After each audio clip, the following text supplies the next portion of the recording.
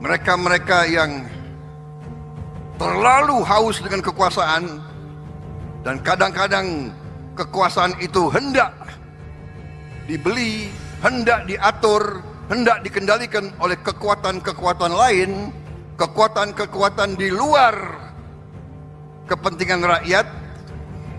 Nah, ini yang bisa mengganggu dan bahkan merugikan suatu bangsa.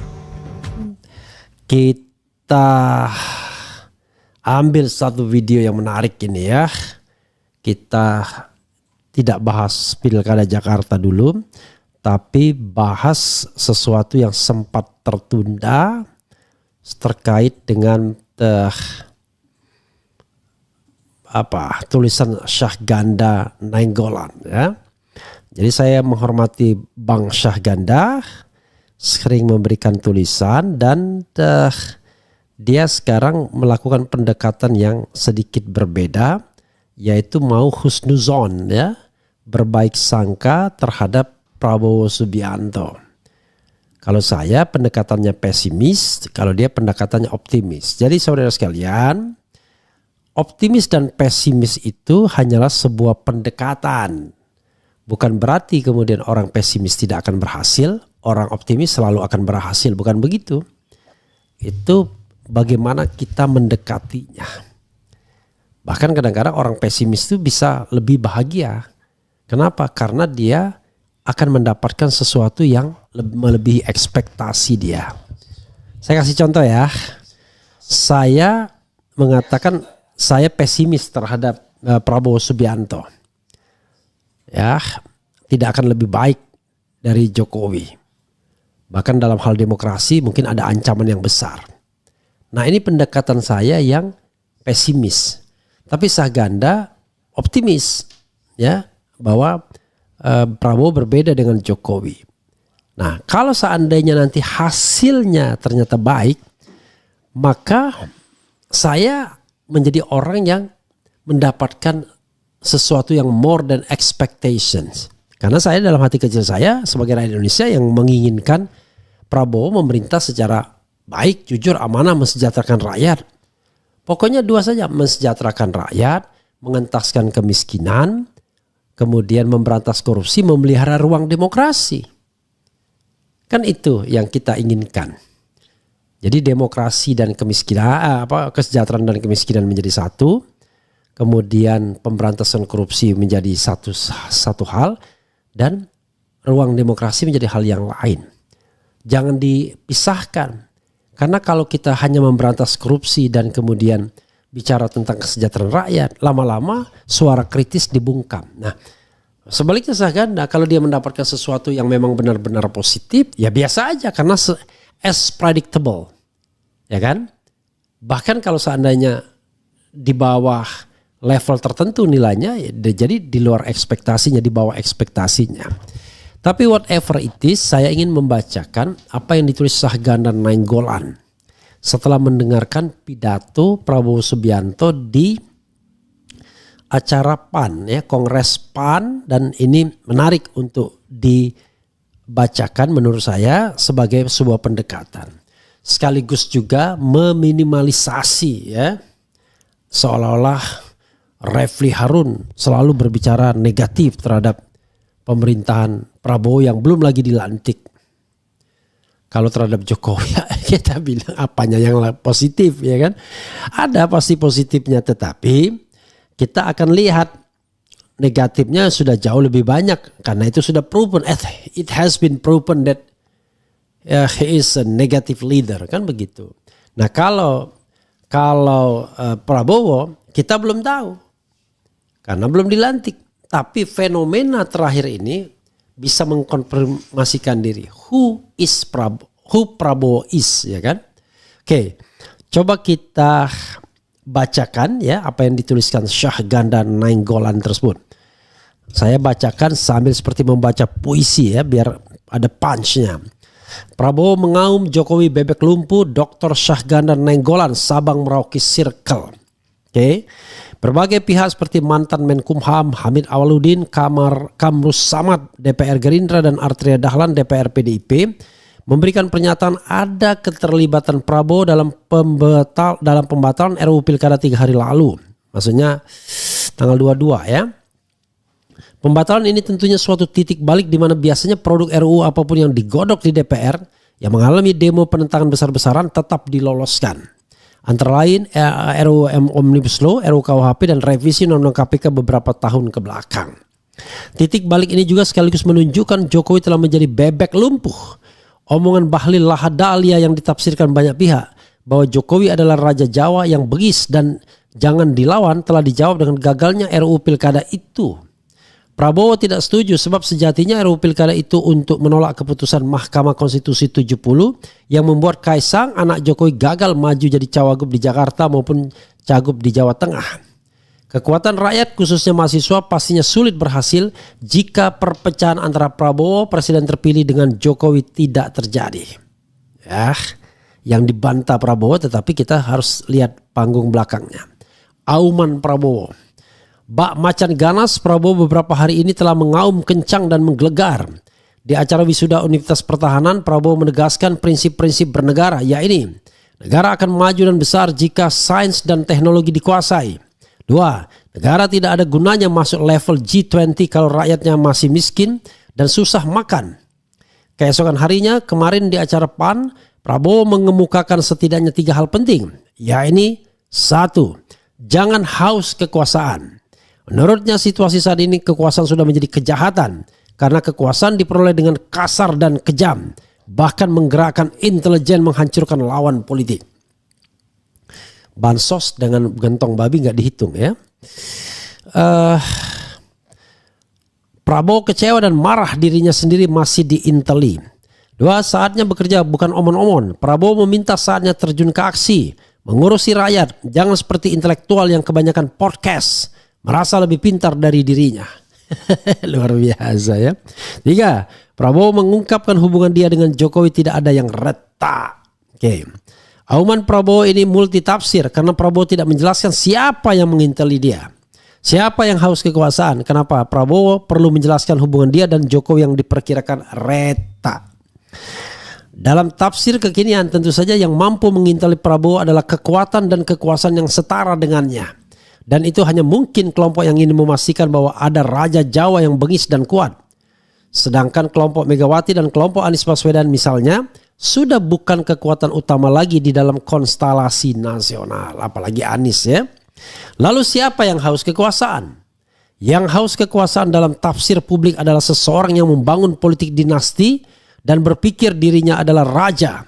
Dalam sejarah demokrasi sebelum Jokowi, baik Habibie, Gus Dur, Megawati, dan SBY tidak sedikit pun berpikir memperpanjang jabatan presiden. Sebaliknya Jokowi sejak awal berpikir memperpanjang kekuasaan sampai 3 periode dan bahkan ingin menjadikan anak-anak, menantu, asik, ya, sespri dan lainnya masuk dalam permainan kekuasaan. Prabowo ingin kekuasaan itu dimintakan kepada rakyat, bukan sebuah persekongkolan politik elit yang mendikte. Selanjutnya soal hubungan Prabowo dan Jokowi yang diisukan retak saat ini dan dibantah Prabowo tentu saja disesuaikan dengan tafsir objektif. Rakyat sudah paham bahwa Jokowi gagal dan atau digagalkan dalam memastikan Kaisang sebagai pimpinan daerah Jakarta maupun Jateng. Sebelumnya pula dengan merusak konstitusi dan mengendalikan elit, Jokowi berhasil menempatkan anaknya Gibran masuk menjadi wapres dan menantunya Bobi Nasution masuk bursa gubernur Sumut. Namun ketika pola yang sama akan diulangi untuk meloloskan Kaisang, rakyat marah, sangat marah dan jijik seperti trending topik menantu Jokowi yang hamil itu bau ketiak. Dan akhirnya Prabowo mengaum, marah. Akhirnya Jokowi terdiam seperti bebek lumpuh. Ini tafsiran dari Syahganda ya. Tafsir Prabowo retak dengan Jokowi adalah hak penafsir. Jika seseorang penafsir itu mempunyai kapasitas intelektual yang andal, misalnya Rocky Gerung yang setiap hari podcast, baik tafsir itu disampaikan melalui tulisan maupun melalui omon-omon di podcast, tentu melihat keretakan Prabowo dengan Jokowi dapat dianalisis pula secara objektif antara lain. 1. Jokowi ditengarai telah menyingkirkan kelompok Abu Rizal Bakri dari Golkar. Padahal hubungan dan persekutuan Prabowo dan Abu Rizal Bakri telah terjalin hampir 50 tahun. 50 tahun lamanya aku dekati dia. 2 tahun lamanya ya. Jokowi tidak puas dan dari bukan siapa-siapa telah berhasil memaksakan anaknya yang bocil jadi wapres. Mau tambah lagi dengan rekayasa untuk Kaisang. Padahal konsep Prabowo kekuasaan itu bukan pewarisan melainkan penghambaan keharibaan rakyat. 3. Secara karakter berbeda pula Prabowo tergembleng sebagai patriotik sedangkan Jokowi tak jelas bahkan perusak bangsa. Jadi analisa kepentingan dan karakteristik keduanya berbeda 180 derajat. Pastinya retak. Lalu kenapa Prabowo harus membantah? Dalam politik hal itu biasa mah untuk mengendalikan stabilitas politik elit. Selanjutnya, auman Prabowo terbaru ini menjadi sebuah peringatan bagi kekuasaan elit yang ada. Jangan lagi kekuasaan dijadikan kepentingan pribadi, ansih. Merampok semua kain alam, kekuasaan menurutnya harus diabdikan buat rakyat miskin. Dan Indonesia harus menjadi negara besar yang sesungguhnya. Penutup, auman Prabowo yang bak macan ganas telah menyentak kita beberapa hari terakhir ini. Prabowo telah menyelamatkan bangsa dari kemungkinan chaos pada gerakan mahasiswa dan buruh di berbagai kota kemarin lalu. Prabowo Subianto bahkan takut jika gerakan sebesar itu dimanfaatkan kekuatan asing yang tidak ingin stabilitas tercapai. Dalam masa 2 bulan kurang menjelang pemerintah Prabowo, sebaiknya Jokowi dan antek-anteknya sadar dan insaf. Sebab tidak boleh ada 2 matahari lagi. Sudah saatnya Jokowi berkemas-kemas pindah ke Solo dan Prabowo Subianto harus disambut rakyat dengan gembira. Merdeka! Ya, sahabat era sekalian, itu tulisan dari Syahganda Nainggolan yang sengaja saya bacakan ya untuk menunjukkan saya terbuka dengan perspektif lain. Kalau pembicaraan tentang Jokowi selesai, kalau Anda masih menganggap Jokowi adalah pemimpin yang benar, berarti Anda masih belum siuman. Ya, pemimpin yang benar itu tentu tidak ingin menitipkan anak menantunya menjadi pejabat-pejabat dengan cara yang tidak fair, dengan cara yang justru tidak menghormati regenerasi politik dan prinsip meritokrasi. Karena itu kita tidak bisa mengatakan Jokowi adalah prototipe tipe ideal dari pemimpin. Selesai. Layarnya sebentar lagi tertutup. Ya, kurang dari 2 bulan dan kita sudah bisa menilai dari sekarang apakah he is a good or bad leader. Ya, he is a good president or bad president. Tentu keberhasilan ada, nggak mungkin tidak ada. Pembangunan ada, nggak mungkin tidak ada. Orang ada anggaran, ada APBN kan. Dan dia kuasai APBN itu sebagai presiden, melekat dalam jabatannya. Tapi secara umum, overall, apakah dia berhasil atau tidak. Dan saya serta banyak orang mengatakan ya dia presiden yang tidak hanya tidak berhasil, tetapi presiden yang membuat negara ini mundur. Bidang politik kita terancam kembali menjadi negara otoritarian. Jadi kalau seandainya Prabowo memuji Jokowi, itu sekedar basa-basi etik saja. Kenapa? Karena ya de facto dan de jure Prabowo masih anak buah Jokowi. Prabowo masih menganggap Jokowi bosnya. Dan di ruang publik tidak boleh perpecahan atau perbedaan jalan itu ditunjukkan. Karena publik perlu harmoni. Bahwa publik terutama mereka yang tentu tidak punya akses informasi ya, dan tidak biasa menganalisis, itu ya tetap diberikan menu yang baik-baik saja, bahwa negara ini baik-baik saja, bahwa negara ini negara besar, bahwa Prabowo dan Jokowi baik-baik saja, kok Anda lebih tahu dari saya dan lain sebagainya. Itu hal-hal yang biasa ya. Nah, karena itu sudah selesai terhadap Jokowi. Nah, pertanyaannya adalah bagaimana terhadap Prabowo Subianto? Saya sama Syahganda itu berbeda dalam hal perspektif. Tapi sama harapannya bahwa pemimpin ini akan baik, akan jujur, akan amanah, akan committed terhadap janjinya untuk memberantas korupsi. Tetapi Bedanya adalah Syahganda optimis, saya pesimis. Tentu optimis dan pesimis itu didasarkan pada ukuran. Itu bedanya waktu 2014. Saya optimis dengan Jokowi, tapi ternyata tidak. Jadi saya tidak mau mengulangi kesalahan yang sama, menaruh harapan terlalu besar terhadap pemimpin baru, tapi ternyata akhirnya hianat juga. Nah sekarang saya tidak menaruh harapan yang besar, ya, bahkan mengatakan tidak akan mau diangkat untuk jabatan apapun, walaupun mungkin orang mengatakan oh GR banget sih. Enggak, biar tidak muncul fitnah seolah-olah mengkritik itu karena dendam. Dendam tidak. Kemudian karena sakit hati tidak. Karena ingin jabatan tidak. Tetapi didorong oleh sebuah keyakinan yang sifatnya profetik, keyakinan langit bahwa saya masih terhalang untuk mengendorse, untuk bergabung, untuk join dengan penguasa yang memperoleh kekuasaan dengan cara yang saya yakini curang. Kok PKS mau gabung? Itu urusan PKS, bukan urusan Refli Harun, ya kan? Ya, kalau PKS adalah partai amar ma'ruf nahi mungkar, itu kan banyak orang di dalamnya, ya. Ada yang amar ma'ruf, ada yang mungkar pun disikat, ya kan? Jadi sobat era sekalian, kita bicara mengenai sebuah sikap, ya, sikap yang harus konsisten. Karena itu yang saya harapkan dari 5 tahun pemerintahan Presiden Jokowi, penuhilah janjinya, janji mensejahterakan rakyat, menghilangkan kemiskinan, janji memberantas korupsi, dan yang tidak dijanjikannya adalah menumbuh kembangkan demokrasi. How come seorang pemimpin dalam alam demokrasi tidak pernah bicara tentang bagaimana menumbuh kembangkan demokrasi, menghargai perbedaan pendapat, meningkatkan kualitas manusia agar menjadi manusia yang bebas. Tapi it's okay, ya. Kalau tidak dijanjikan ya civil society yang harus bekerja sendiri. Itu soalnya ya sahabat era sekalian. Jadi kita membacakan hal yang optimis. Prabowo mengaum. Walaupun saya teringat juga dengan apa yang dikatakan Tifatul Sembiring, saya tidak tahu apakah dia akan mengulanginya lagi. Dia bikin pantun. Dan pantunnya saya perbaikin sedikit ya. Aku kira angin yang mendesir, ternyata hanya patahnya dahan. Aku kira singa padang pasir, ternyata cuma kucing rumahan. Itu pantun yang pernah dibuat oleh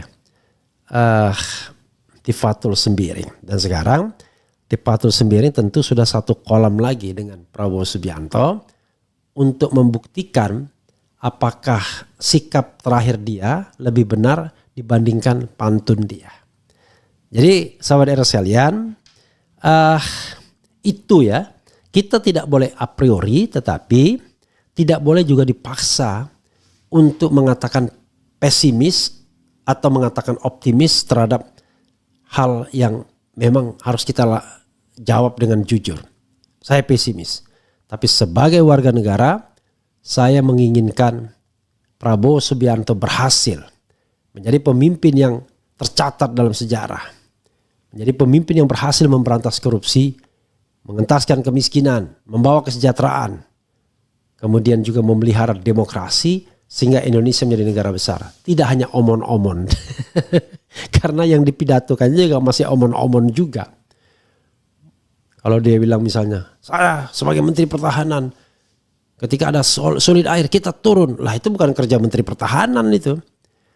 Itu menteri, kalau ada nggak permukiman ya, yang terkait dengan permukiman dan transmigrasi. Kalau nggak ada portofolionya itu urusan siapa ya sekarang? Permukiman, transmigrasi, atau Menko Kesra kesejahteraan rakyat. Jadi kita dalam bekerja pun ya pakai division of labor dong. Jangan kemudian tiba-tiba kita mengambil lahan orang. Food estate. Masa kerja Menteri Pertahanan? Ya kan? Ya itu kan kerja Menteri Pertanian. Tapi kan pertahanan itu dimensinya luas. Tetapi kita harus division of labor. Sama seperti nanti Menteri Pendidikan dan Kebudayaan. Orang kebudayaan bilang, oh kebudayaan itu luas. Hukum itu juga bagian dari kebudayaan. Politik bagian dari kebudayaan. Karena di dalam hukum ada kebudayaannya. Ada culture-nya. Ada budayanya. Ya kalau kita begitu kita nggak akan selesai. Makanya tetap saja sebagai menteri Prabowo harus mempertanggungjawabkan portofolio Kementerian Pertahanan. Apakah sudah berhasil atau tidak, ukurannya di sana. Bukan ukuran mengerjakan pekerjaan lain. Ya, pekerjaan yang tidak terkait dengan core bisnis Kementerian Pertahanan, tapi malah core bisnisnya Menteri Sumber Daya Manusia. Kan kita banyak ngaco-ngaco kadang-kadang. Hanya untuk menunjukkan bahwa kita concern to the people, kita mengerjakan sesuatu yang bukan core bisnis kita. Contoh misalnya, TNI mengatakan, wah kami tidak hanya dwifungsi tapi multifungsi lah. Multifungsi itu nggak bisa dipermanenkan. Karena bahaya nantinya. Tiba-tiba tugas pokoknya ditinggalkan karena berebut ladang yang lebih sejahtera misalnya. Yaitu jabatan-jabatan politik sebagaimana di masa lalu. Sementara jabatan-jabatan yang tidak strategis seperti tempur dan lain sebagainya ditinggalkan. Apalagi tidak ada misalnya gula-gulanya di sana. Gula-gulanya ada di menjadi tentara kota. Tentara kota itu adalah tentara yang kemudian justru lebih banyak pada urusan-urusan di perkotaan, bisnis dan lain sebagainya. Nah itu yang tentu tidak boleh karena kita tidak ingin tentara kita menjadi tentara yang lemah, tentara yang tidak memikirkan bagaimana memperbaiki personil, alat tempur, tapi justru terlibat intens dengan bisnis-bisnis yang menggiurkan. Itu ya sobat RH sekalian. Karena itu ketika menjadi presiden, tentu Prabowo memang akan mengcover semua area. Dan disitulah akan menunjukkan angka-angka apakah bergerak secara positif atau negatif. Bagaimana nilai rupiah nantinya, bagaimana utang luar negeri nantinya. Bagaimana dengan inflasi nantinya, bagaimana dengan pengangguran, kemiskinan. Ya, kemudian juga literasi, Human Development Index, lalu bagaimana dengan indeks demokrasi, bagaimana dengan kebebasan sipil dan lain sebagainya, bagaimana dengan kebebasan pers. Nah, itu semua akan menjadi indikator ya, statistical probability ya. Apakah apakah Prabowo pemimpin yang berhasil atau tidak. Ya, kalau dengaran pidato itu baru omon-omon juga, podo ae, sama aja dengan kita.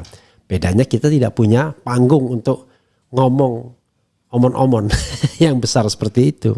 Panggung kita hanyalah panggung rakyat yang ada di sini ya, di channel-channel di podcast yang dikatakannya cuma omon-omon doang. Sama, omon-omon juga, pidato kan baru omon-omon. Kita kan belum lihat nanti bagaimana hasil dari pemerintahan Presiden Jokowi. Cuman bedanya dia akan membuktikan omongannya, sementara kita tetap di luar pemerintahan sambil melihat, mengkritik sekali-sekali, ya kan? Kalau seandainya ada penyimpangan-penyimpangan. Dia eksekutornya, kita pengawasnya. Harus ada division of labor. Gak bisa jadi eksekutor semua. Kalau enggak nanti kacau. Ada penyimpangan gak ada yang berani ngomong, ya kan? Kalau Anda sudah masuk terserap semua dalam pemerintahan, penyimpangan yang dilakukan bos Anda diam aja. Kira-kira menteri, kalau ada korupsi menteri, dirjen dan sekjennya berani ngomong nggak? Nggak berani, kecuali kalau ditangkap KPK, ya, gitu ya.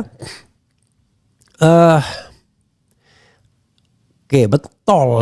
Iya, ketuanya Sri Mulyono yang akan ada Anda bela nantinya. Selamat datang Kim Jong Wo. Selamat jalan Kim Jong Wi. Kalian kembar siam. Selamat menangis rakyat Indonesia, meringis rakyat Indonesia. Hadir Bang Hio. Apakah Bung Refli yakin di masa Lemdak ini tidak ada kebijakan-kebijakan yang aneh lagi? Masih ada kebijakan yang aneh kan? Ya, masih ada, masih berusaha terus mempengaruhi kan? Kemudian belum percaya Prabowo akan lebih baik dari Mr. J. Semoga lancar walau saya adalah anak abah. Halah semuanya aja penjilat. Oke. Kemudian Ki Joko Wibodo. Semuanya penjilat. Oke, no Anies, no pilkada. Coblos semua gambar bila Anies tidak ikut. Kemudian keep spirit and go ahead with confidence, ya. Ki Joko Wibodo. Hiu. Salah satu kerugian bangsa ini adalah belum pernah dipimpin tokoh sekelas Anies, ya. Saya pendukung Prabowo 14 dan 19. 24 saya pilih Anies. Karena alasan 14-19 karena memang saya nggak suka Mulyono dari awal. Ini semoga Pak Prabowo amanah jadi presiden. Untuk Pak Anies akan tetap di hati. Ya, habis Petruk si Bagong jadi raja. Mohon Bung Refli Harun undang podcast Syahganda.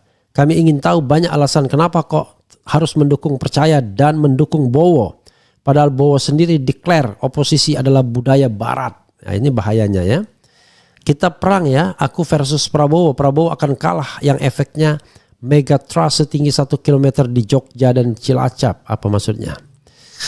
11-12 Oktober BBM dibatasi. Awal 2025 pajak meningkat drastis. Kemana saja Syahganda selama ini? Diam saja. Indonesia dengan